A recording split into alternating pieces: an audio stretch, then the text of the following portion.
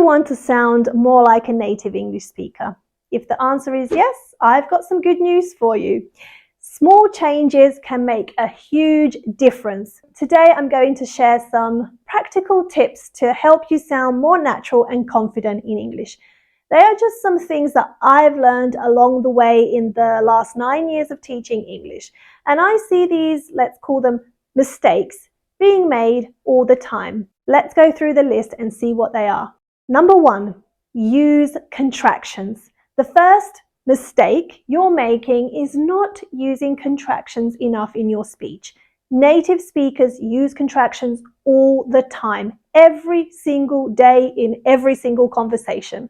So, when you ask a native speaker, "How are you?" they do not say, "I am fine, thank you." They say, "I'm fine." And if you ask them, "How old are you?" they do not say, "I am 35. They say, I'm 35. And if you're watching this video, you're probably already familiar with contractions, right? You should be, I guess. So let's take a look at some common ones. I am becomes I'm. I'm an English teacher. You are, you're. You're my student. They are, they're. They're lovely people. Cannot, can't. There's no such thing as can't. As well as some informal contractions such as going to, which becomes gonna. Want to becomes wanna. Don't you becomes don't ya, but only in spoken English, not in written English. I've done a lesson on this already, so you can check it out wherever it pops up on the screen. Using contractions is important because, number 1, it makes you sound more natural. Number 2, it makes your speech flow more smoothly.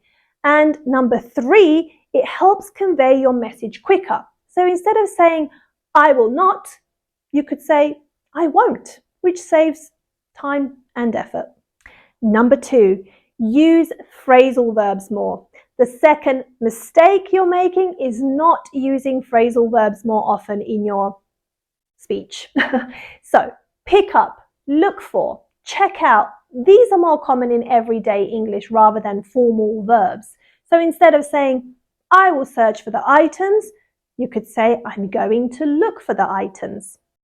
As you know, many phrasal verbs have meanings that can't be easily guessed from the individual words. So understanding them helps you comprehend what people are saying. For example, break down. This doesn't just mean to physically break something. It can also mean to have an emotional collapse, or for a machine to stop working. For example, my car broke down on the motorway and I broke down after that.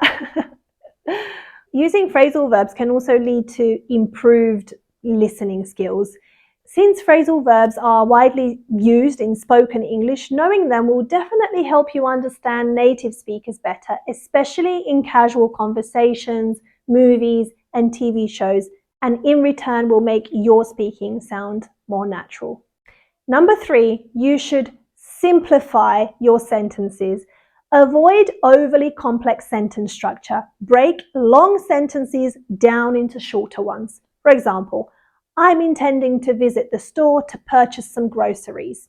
You don't need to say it like that. Just say, "I'm going to go to the store to buy some groceries."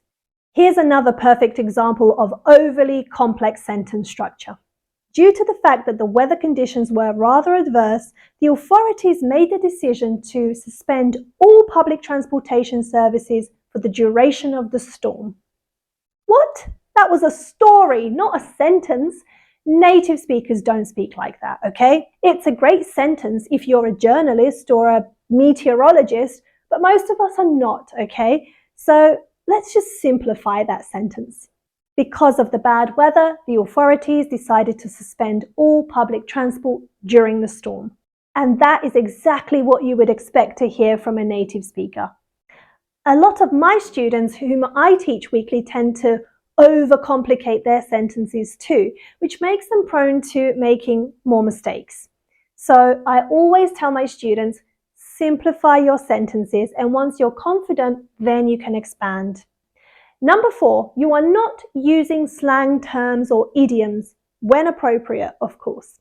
So adding a few common slang terms or idiomatic expressions can make your English sound way more natural. For example, I'm under the weather instead of I'm currently experiencing some health issues. Number 5, you are not using fillers naturally, again, when appropriate. Native speakers often use filler words in conversations like, well, you know, like, to buy time and to sound more conversational. So, for instance, well, I think I'll go to the store later. But these filler words should be avoided or used sparingly in certain situations. For example, in professional settings, public speaking, presentations, or when you simply want to be taken seriously. Oh, and in writing. Don't put them in writing. To improve your speaking in any language, not just English, practice pausing rather than filling the silence with unnecessary words. This way you can sound more confident and coherent without relying on filler words.